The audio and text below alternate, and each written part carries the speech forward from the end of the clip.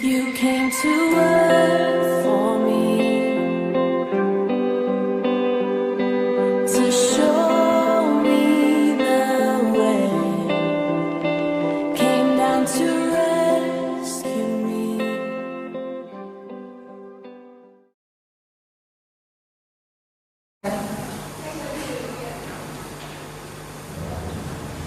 Puji Tuhan, Shalom.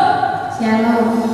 Puji Tuhan, senantiasa menyertai kita pada pagi hari ini. Firman Allah berkata dalam Mazmur pasal yang ke-66, bersorak-soraklah bagi Allah hai seluruh bumi, mazmurkanlah kemuliaan namanya, muliakanlah Dia dengan puji-pujian. Seluruh bumi sujud menyembah kepadamu dan bermazmur bagimu, memazmurkan namamu. Haleluya. Kita akan datang kepada Tuhan. Mari kita bersorak-sorai bagi Tuhan. Mari kita mengagungkan nama Tuhan, memasyurkan nama Tuhan. Kemuliaan hanya bagi nama Tuhan. Saya yakin pagi hari ini kita akan menerima hadirat Allah, urapan Allah terjadi dalam diri kita. Mari kita tunduk kepala, berdoa sejenak. Haleluya. Ingat kebaikan Tuhan. Di dalam Tuhan ada ketenangan. Jiwa kita tenang di dalam Tuhan Yesus Kristus. Kekuatan di jiwaku. Haleluya. Haleluya.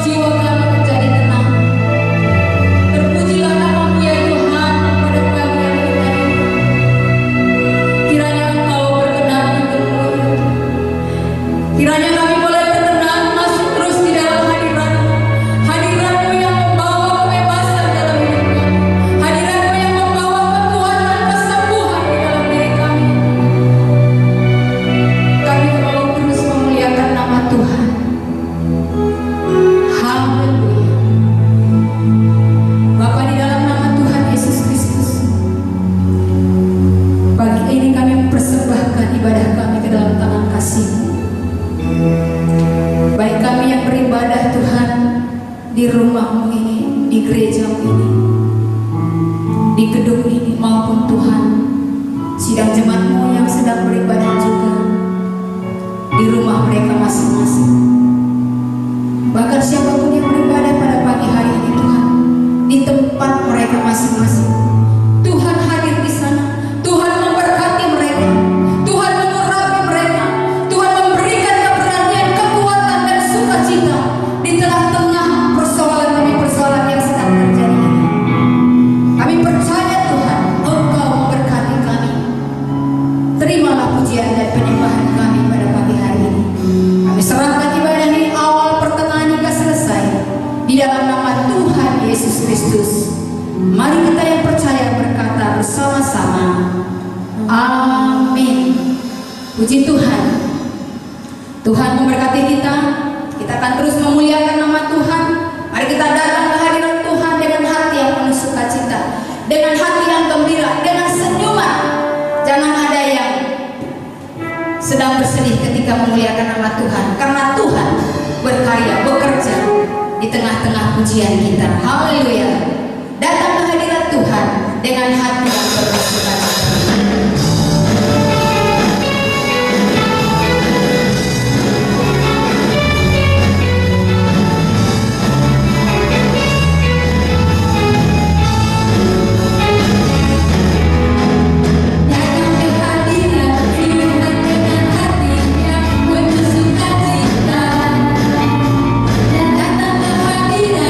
Tuhan dengan senyum dan bunga yang gembira.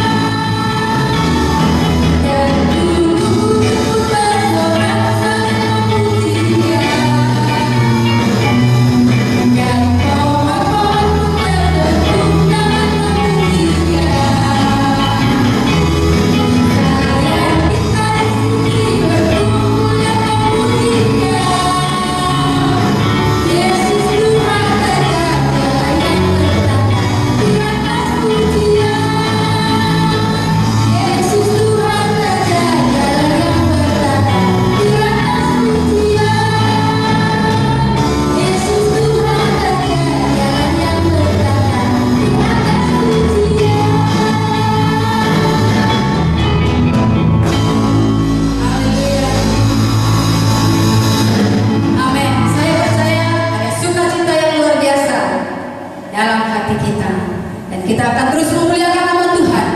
Tuhanku maha besar, Tuhanku maha besar.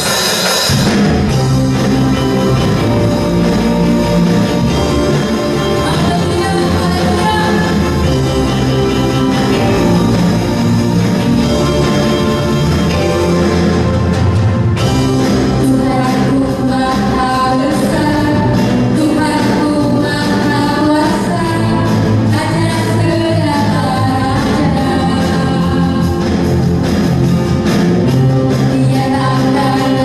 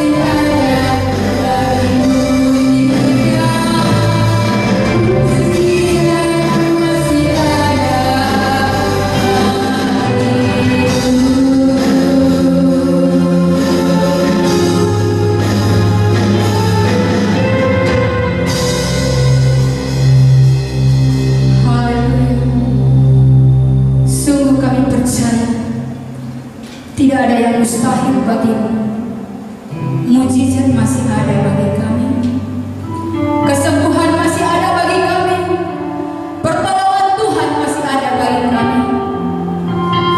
Lewat kebenaran firman-Mu, kami akan diteguhkan kembali, diingatkan, diajar kembali bahwa firman-Mu adalah jawaban segala apa yang kami butuhkan. Kiranya Engkau mempersiapkan hati kami, Tuhan, menambahkan iman kami, ya Tuhan, sehingga firman-Mu boleh tertancap di dalam hati kami yang paling suci. Urapi hamba-Mu yang akan menaburkannya bagi hari ini bagi kami. Di dalam nama Tuhan Yesus Kristus, kami siap menerima kebenaran firman Allah. Haleluya. Amin. Puji Tuhan. Waktu saya serahkan kepada hamba-Nya yang menaburkan firman Tuhan. Amin. Salam saudara yang dikasih dalam Tuhan Yesus Kristus. Tentu satu kesempatan yang luar biasa untuk kita diberikan Tuhan, yaitu kesempatan untuk belajar firman Tuhan. Dan pada saat ini kita akan belajar firman Tuhan dengan tema menghakimi. Saya ambilkan dari Matius pasal 7 ayat yang pertama sampai dengan ayat yang kelima. Beginilah firman Tuhan. Matius pasal 7 ayat 1 sampai dengan kelima. Jangan kamu menghakimi supaya kamu tidak dihakimi. Karena dengan penghakiman yang kamu pakai untuk menghakimi, kamu akan dihakimi, dan ukuran yang kamu pakai untuk mengukur akan diukurkan kepadamu. Mengapakah engkau melihat selumbar di mata saudaramu sedangkan balok di dalam matamu tidak engkau ketahui? Bagaimanakah engkau dapat berkata kepada saudaramu, biarlah aku mengeluarkan selumbar itu dari matamu, padahal ada balok di dalam matamu? Hai orang munafik, keluarkanlah dahulu balok dari matamu, maka engkau akan melihat dengan jelas untuk mengeluarkan selumbar itu dari mata saudaramu. Nah, saudara-saudara, kalau kita melihat mungkin di media sosial ataupun di dalam pertemanan secara online, itu banyak sekali ujaran kebencian, banyak sekali hate speech, banyak sekali nyinyiran-nyinyiran yang ada berseliweran di media sosial. Dan tentu ini berbeda dengan kritik. Kalau kritik itu ada upaya, ada masukan yang bersifat konstruktif atau bersifat membangun. Tetapi nyinyiran itu asal ngomong, asal pokoknya dia seneng, dia pengen mengeluarkan apa yang dia inginkan, padahal belum tentu dia mengetahui secara detail akan apa yang dia omongkan itu. Bahkan di dalam nyinyiran itu penuh syarat atau syarat dengan kebencian. Ini yang terjadi kalau kita melihat ataupun mungkin saya tidak mengerti, tanpa bermaksud menghakimi juga, bisa jadi kita yang menjadi pelakunya. Ya. Nah, mari kita akan melihat bersama-sama bagaimana firman Tuhan dalam hal ini Yesus mengajarkan kepada umatnya, khususnya juga dalam hal ini Yesus itu melarang untuk ahli-ahli Taurat ataupun orang Farisi untuk menghakimi. Nah, kata menghakimi itu sebenarnya artinya adalah mengadili atau berlaku sebagai hakim. Ya, menghakimi. Padahal belum tentu dia sekolah fakultas hukum, tetapi suka menghakimi. Nah, ini yang sesuatu yang aneh tentunya ya. Nah, kenapa atau larangan apa yang Tuhan berikan kepada orang-orang Farisi atau ahli Taurat ini? Ya, berkaitan dengan jangan menghakimi. Ya, kenapa? Karena ketika menghakimi itu terkandung beberapa hal. Yang pertama, menganggap dirinya benar atau self-righteousness dan self-blindness. Ya, maka nanti kita akan bahas tentang selumbar dan balok itu yang berkaitan dengan hal ini. Kemudian dalam menghakimi itu menyalahkan orang lain tanpa pemahaman. Artinya belum tentu dia mengerti konteks pembicaraan atau konteks hal yang dia akan sampaikan itu, tetapi dengan serta-merta, dengan keberanian, tanpa pertimbangan, dia langsung menyalahkan orang lain. Nah, ini menghakimi yang dilarang oleh Tuhan. Atau mengecam, menegur dengan penuh kemarahan. Jadi ada kecaman yang penuh dengan kemarahan dan emosional, sehingga nanti bisa menghasilkan perilaku atau tindakan kekerasan yang membabi buta. Repot kan, sudah membabi buta lagi. Nah, itu sesuatu yang tidak baik. Dan ada hal yang lain berkaitan dengan menghakimi itu adalah hypercritical ataupun membesar-besarkan. Jadi sesuatu yang kecil itu dibesar-besarkan atau dibumbu-bumbui gitu ya, supaya mungkin lebih tajam, menarik, padahal sebenarnya bengkok, tidak lurus. Nah, ini menghakimi. Oleh karena itu Yesus melarang kepada orang-orang waktu itu, ya, teguran keras ini untuk ahli Taurat dan orang Farisi, tentu juga pada pengikutnya supaya tidak sembarangan menghakimi. Nah, saudara-saudara semuanya yang dikasih Tuhan, ada dua hal yang akan kita pelajari bersama-sama di kesempatan hari ini yang luar biasa. Kita diberikan kesempatan untuk belajar firman Tuhan berkaitan dengan menghakimi. Di ayat yang pertama dan kedua itu adalah jangan menghakimi dengan penuh kemunafikan. Hal yang pertama, jangan menghakimi dengan penuh kemunafikan. Ini ayat 1 dan ayat yang kedua. Saya akan bacakan kembali. Jangan kamu menghakimi supaya kamu tidak dihakimi. Karena dengan penghakiman yang kamu pakai untuk menghakimi, kamu akan dihakimi. Dan ukuran yang kamu pakai untuk mengukur akan diukurkan kepadamu. Artinya, saudara, jangan menghakimi dengan penuh kemunafikan, ya, atau hipokrites. Itu artinya menghakimi dengan sembarangan, dengan penuh pikiran yang negatif atau negative thinking. Ya, munafik. Kenapa munafik? Ya dia saja atau orang tersebut bisa jadi lebih buruk, lebih busuk daripada tuduhan yang dia tuduhkan kepada orang lain. Jadi munafik. Jadi mengatakan si A seperti ini padahal dia juga melakukan, bahkan lebih jahat daripada itu. Ya. Misalnya, wah, si A itu dasar orang kurang ajar, kan dia suka berzina, suka main serong. Awalnya sharing tapi lama-lama menjadi serong. Suka main mata, padahal dia sudah punya istri. Nah, yang ngomong gini, ternyata dia juga selingkuhannya banyak. Bahkan bukan hanya banyak sekali. Dan lebih jahat lagi, tidak bertanggung jawab lagi. Nah, ini munafik namanya. Ya, munafik. Penuh dengan kepura-puraan. Tidak murni, tidak tulus. Ini yang tidak baik. Jadi jangan menghakimi dengan penuh kemunafikan. Orang yang munafik itu adalah orang yang pandai bersandiwara, orang yang tidak tulus hidupnya, orang yang bermuka dua, bahkan penjilat bisa juga, atau berdiri di dua kaki. Jadi tidak punya prinsip juga. Ini potret orang-orang munafik. Tentu kita tidak mau menjadi orang munafik, bukan pasti, ya, karena orang munafik itu sangat-sangat tidak punya nilai di hadapan orang lain.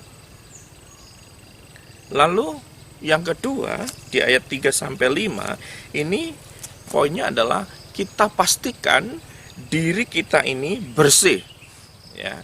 Jadi tadi tidak munafik, yang kedua kita pastikan diri ini bersih. Bersih dalam hal apa? Pikiran. Bersih dalam apa lagi? Tindakan. Jadi pikiran dan tindakan bersih. Ya, pikirannya suka memikirkan hal-hal yang positif. Ya, tidak munafik. Ayat 3-5 saya akan bacakan. Mengapa engkau melihat selumbar di mata saudaramu, sedangkan balok di dalam matamu tidak engkau ketahui? Bagaimanakah engkau dapat berkata kepada saudaramu, biarlah aku mengeluarkan selumbar itu dari matamu, padahal ada balok di dalam matamu. Hai orang munafik. Ingat, ada kalimat, hai orang munafik, keluarkanlah dahulu balok dari matamu, maka engkau akan melihat itu dengan jelas untuk mengeluarkan selumbar itu dari mata saudaramu. Saudara, selumbar itu kalau dalam bahasanya, bahasa aslinya itu karpos, bahasa Yunani ya, karpos. Karpos itu apa? Karpos itu serbuk kayu yang sangat kecil. Jadi sangat kecil. Mungkin kalau dari jauh bisa jadi tidak kelihatan, bahkan pasti tidak kelihatan. Tapi bagi orang-orang munafik yang suka menghakimi, itu kelihatan. Padahal itu serbuk kayu yang kecil. Di mata orang itu kelihatan. Ya. Sedangkan balok, tadi dikatakan ayatnya, balok itu dohos. Dohos itu artinya balok penyangga konstruksi bangunan. Bisa Bapak Ibu Saudara bayangkan antara serbuk kayu yang kecil tadi dengan balok penyangga bangunan. Sangat beda jauh sekali. Sangat kecil dan sangat besar. Balok penyangga bangunan itu besar, harus kuat. Nah ini balok penyangga bangunan, konstruksi bangunan itu di matanya aja yang besar itu nggak kelihatan. Tapi serbuk kecil, serbuk kayu kecil itu di mata orang lain itu kelihatan. Artinya apa? Orang ini memang suka nyinyir, orang ini suka menjelek-jelekan orang lain, suka memfitnah, bisa jadi suka gosipin. Tanpa pertimbangan, tanpa pemahaman yang jelas. Padahal sekali lagi dia sendiri ada baloknya. Lebih gede jahatnya, lebih busuk hidupnya, lebih buruk perilakunya, lebih nggak jelas perkataannya. Nah ini orang-orang yang bagi saya adalah orang yang kurang ajar, orang-orang yang munafik. Terus saudara, selama ini bergaul di dalam media sosial atau media yang lain ataupun secara bertemu bersama-sama, bisa membedakan tentunya mana yang munafik, mana yang suka menghakimi tanpa pertimbangan khusus, mana yang memang bergaul dengan tulus. Kita bisa melihat dari apa? Dari perkataannya. Suka menjilat enggak? Kalau ada pimpinannya baik-baik, tapi di luar menjelek-jeleknya minta ampun. Kalau ada bosnya, kerjanya kelihatan rapi, kelihatan apa? Sungguh-sungguh. Tapi kalau baru aja bosnya keluar dari pintu depan, sudah perilakunya nggak jelas. Sehingga nanti akan mempengaruhi apa? Kinerjanya, produktivitas kerjanya. Itu kan kelihatan. Ya, dan orang yang munafik, orang yang nyinyir itu adalah orang yang tidak berkualitas, orang yang kelas rendah. Artinya bukan tanpa maksud untuk mengklasifikasikan atau mengkategorikan status sosial, bukan, tetapi menurut saya adalah orang-orang yang memang rendahan. Kenapa? Hidupnya tidak berkualitas. Saya juga kadang heran kalau di media sosial itu banyak orang nyinyir itu enggak punya kerjaan gitu. Apa memang itu kerjaannya ya gitu, atau itu profesinya memang tukang nyinyir, dibayar? Saya nggak ngerti.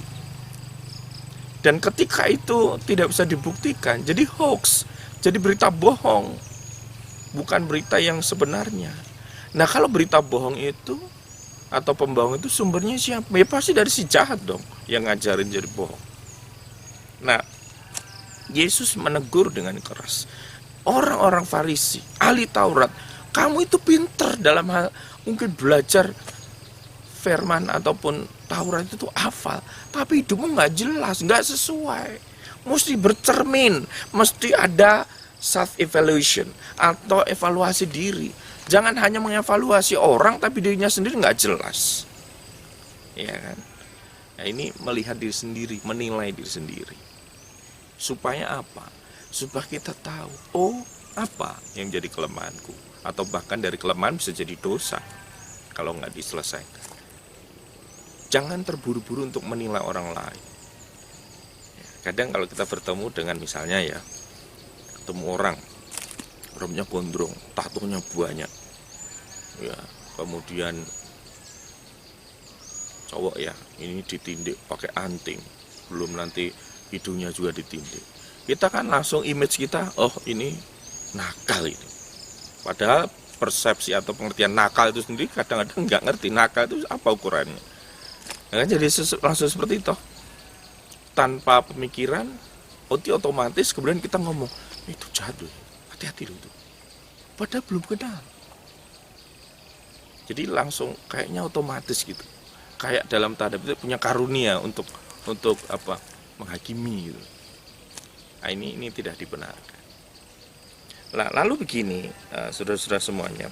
Kalau kita istilahnya dalam hal menghakimi ini Tuhan begitu tegas dan begitu komitmen dalam hal ini, apa yang kita lakukan ketika ada saudara-saudara kita, anggota keluarga kita melakukan hal-hal yang salah, perilaku yang buruk, ataupun misalnya ada hamba Tuhan, ataupun ada jemaat, kita sebagai pemimpin jemaat, ada jemaatnya misalnya melakukan perzinahan, apa didiamkan saja dengan alasan saya nggak mau menghakimi? Ya tentu kita akan cari informasi, kita akan telusuri, ya, apakah memang seperti itu. Kalau memang seperti itu, ada caranya kan. Jadi bukan berarti jangan menghakimi terus membiarkan orang berbuat dosa seenaknya. Apalagi misalnya kita sebagai pemimpin jemaat atau pemimpin kelompok sel ataupun KKA misalnya, ataupun apalah kelompok pemuritan gitu. Ada murid kita, anggota kita melakukan hal yang jahat, ya, misalkan mencuri ataupun ya menghamili anak orang, lalu kita diamkan dengan alasan aku nggak menghakimi. Nggak gitu juga. Artinya kita harus mencari informasi, kalau perlu ada saksi untuk kita bisa membimbing orang itu. Kan ada aturannya, ada etikanya untuk membimbing. Oh, kalau ada orang berbuat salah dipanggil, bilang bercakap-cakap 4 mata. Itu kan ada aturannya di Alkitab. Diajak ngomong. Seperti ini bagaimana? Ada info seperti ini, maka aku cross check. Segala macam. Kalau dia memang sebenarnya dia sudah salah tapi tidak mau mengakui, ada etikanya lagi, ada aturannya lagi. Panggil 1 orang saksi. Gitu kan, 4 mata jadi 6 mata. Kalau ada saksi tapi dia tetap ngeyel dan tidak mau bertobat, ya kan, ya tetap ada aturannya kan.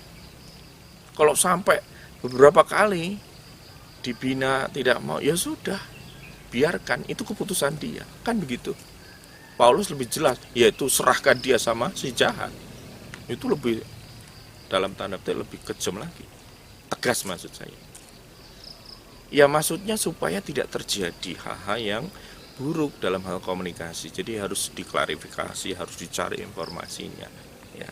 Artinya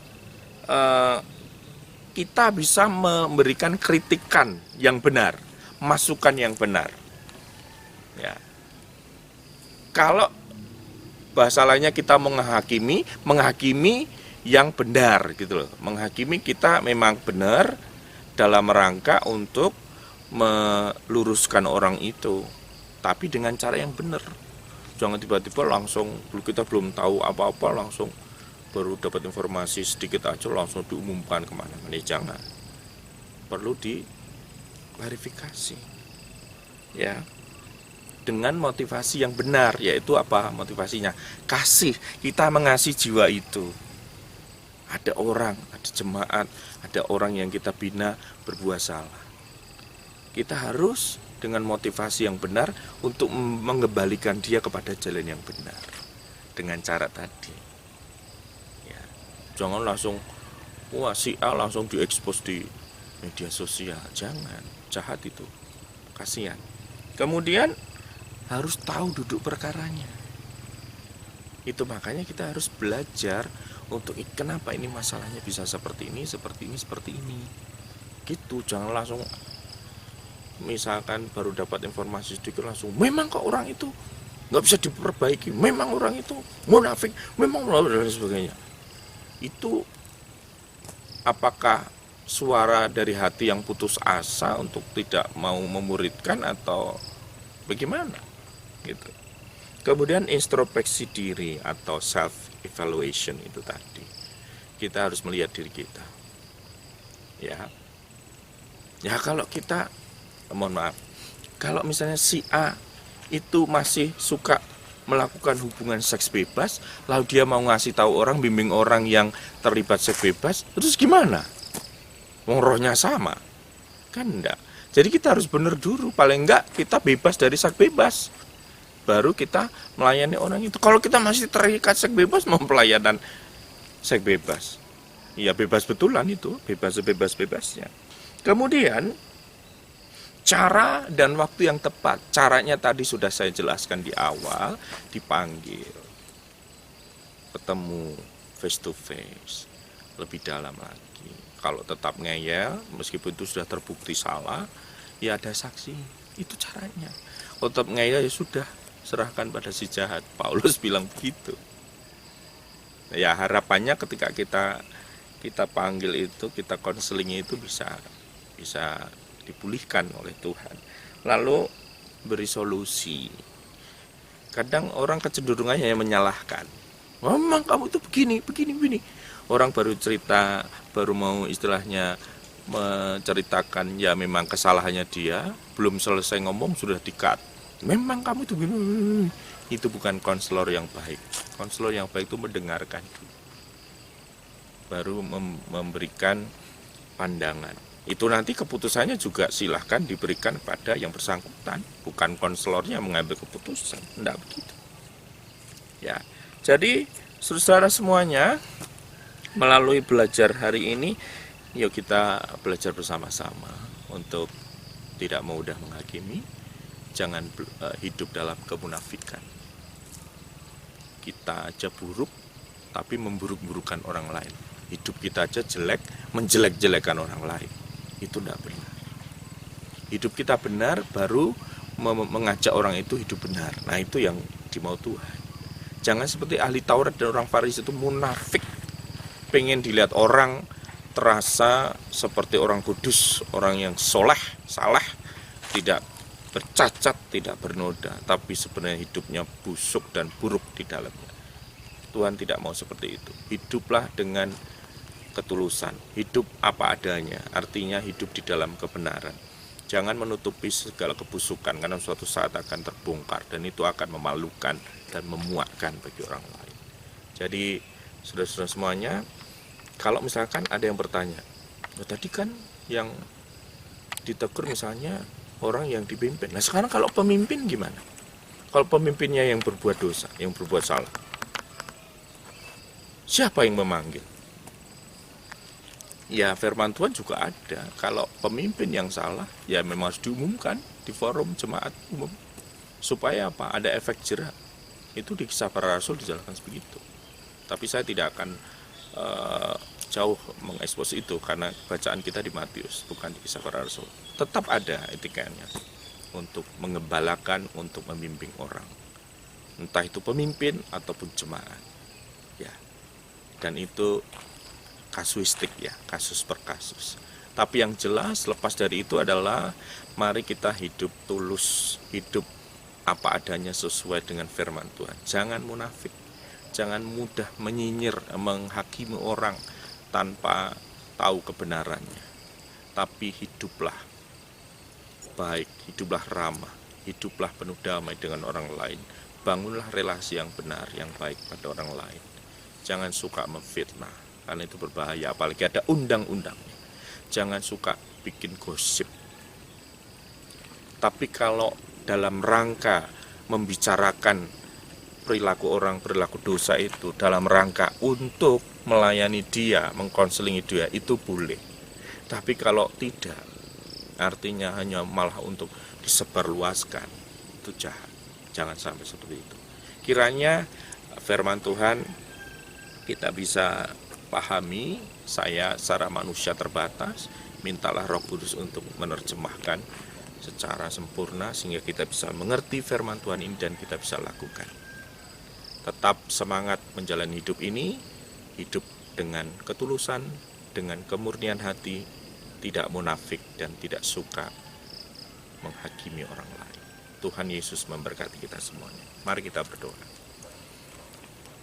Bapa, dalam nama Tuhan Yesus, terima kasih untuk firman Tuhan yang kami pelajari hari ini. Biarlah kami menjadi orang-orang yang tidak munafik, tidak mudah menghancurkan hidup orang lain, tetapi justru akan membangun orang lain dengan perkataan, dengan perilaku yang menjadi berkat, menguatkan, memotivasi orang lain.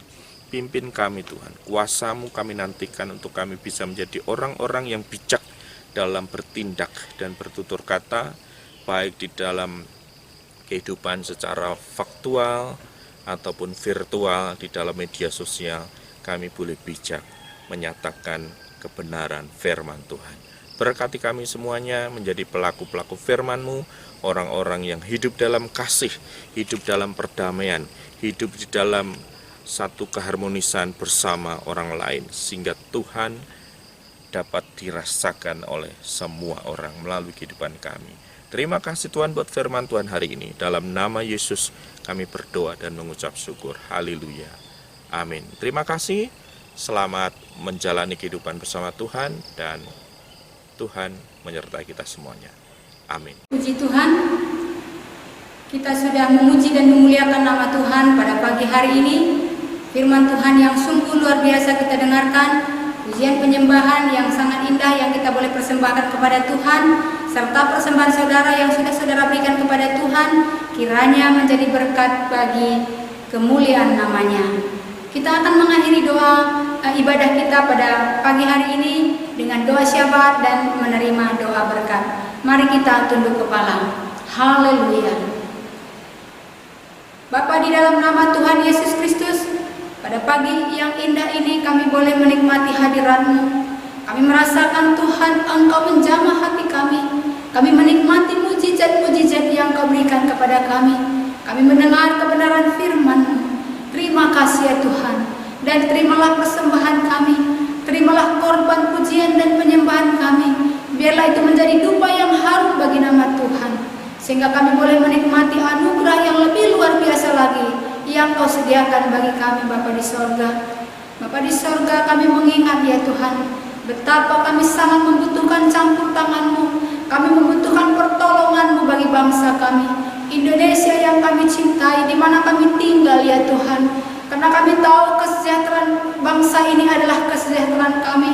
Oleh itu kami meminta perlindungan pertolongan-Mu Tuhan kepada pemimpin kami, Bapak Presiden Joko Widodo dan wakilnya Bapak Ma'ruf ya Tuhan, serta para menterinya. Engkaulah yang memberkati, Engkaulah yang memberikan hikmat kekuatan kepada mereka, sehingga Tuhan bangsa ini boleh menikmati anugerah Tuhan yang luar biasa lewat para pemimpin-pemimpin kami, baik di pusat, di daerah, mulai dari Tuhan para gubernur, demikian juga para bupati dan wali kota, dan para camat, dan juga Tuhan para lurah, RT dan RW yang ada. Kiranya Engkau memberkati Tuhan. Kami juga mengingat ya Tuhan, pandemi ini yang masih belum Tuhan selesai. Tapi kami percaya Tuhan Engkau Allah yang Maha Kuasa, Allah yang memberikan perlindungan pertolongan bagi umat-Mu ya Tuhan. Engkau memberkati Bapa seluruh bangsa ini sedang menghadapi wabah ini, sedang menghadapi persoalan-persoalan lain ya Tuhan. Ada bencana, ada gempa ya Tuhan. Tolonglah Tuhan bangsa ini, tolonglah rakyat Indonesia ya Tuhan. Biarlah semuanya boleh menikmati anugerah Allah ya Bapa. Terlebih Tuhan, wabah corona yang masih Tuhan Yesus belum selesai. Kami minta perlindungan pertolongan Tuhan bagi mereka yang ada di gugus depan ya Tuhan.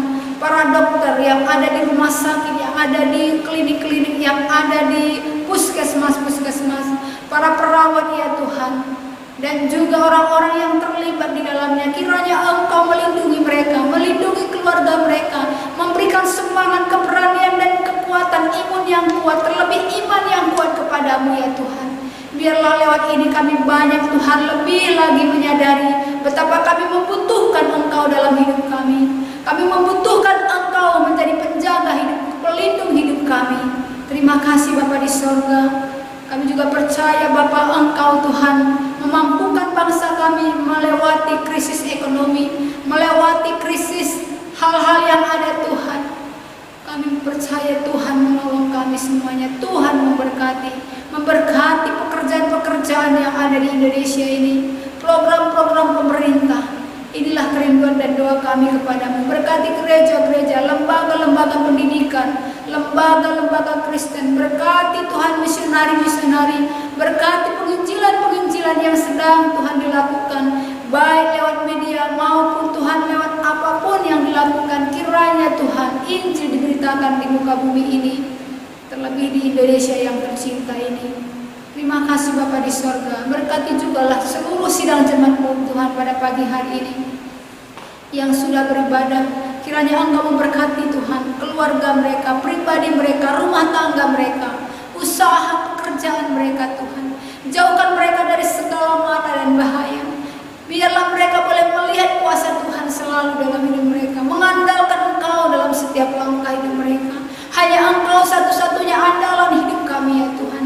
Hanya Engkau satu-satunya andalan sidang jemaat-Mu ya Bapa. Berkati mereka yang datang beribadah pagi hari ini, baik di gedung gereja ini maupun yang ada di rumah. Berkati Tuhan semuanya.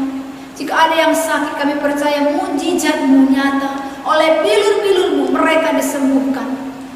Inilah iman kami dan doa kami kepadamu. Terpujilah nama-Mu Tuhan. Haleluya. Sidang jemaat Tuhan, mari kita mengangkat tangan di hadapan Tuhan. Inilah hati kami terbuka, wajah kami menengadah kepadamu. Marilah Tuhan turun tangan memberkati setiap tangan-tangan yang terangkat. Memberkati rumah tangga mereka, memberkati pribadi mereka, memberkati keluar masuk rumah mereka ya Tuhan. Terpujilah nama-Mu di sorga. Kiranya berkat Abraham dan Isa dan Yakub boleh ada dalam hidup kami masing-masing. Haleluya. Sidang jemaat yang dikasihi oleh Tuhan Yesus Kristus, terimalah dan bawalah berkat di dalam nama Bapa, Anak, dan Roh Kudus. Haleluya. Amin.